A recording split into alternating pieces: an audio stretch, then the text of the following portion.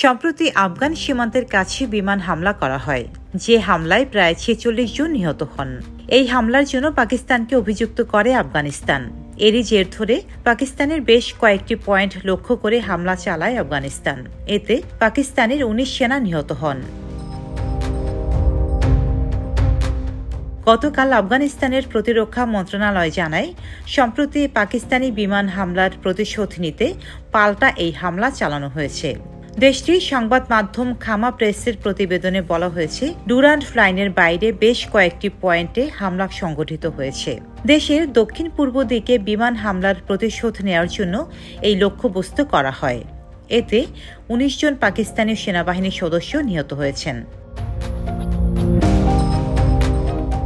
মন্ত্রণালয়ের এক মুখপাত্র সাংবাদিকদের জানান, আমরা এটিকে পাকিস্তানের ভূখণ্ড বলে মনে করি না, তাই আমরা অঞ্চলটিকে নিশ্চিত করতে পারছি না। তবে এটি কাল্পনিক সীমার অন্য পাশে ছিল।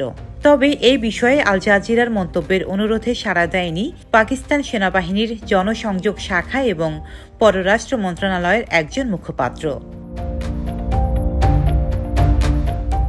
এদিকে গত শুক্রবার পাকিস্তানের প্রধানমন্ত্রী শাহবাজ শরীফ বলেন, আমরা আফগানিস্তানের সঙ্গে ভালো সম্পর্ক চাই।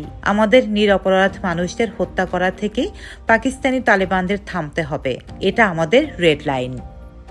ডেস্ক রিপোর্ট, সাম্প্রতিক দেশকাল।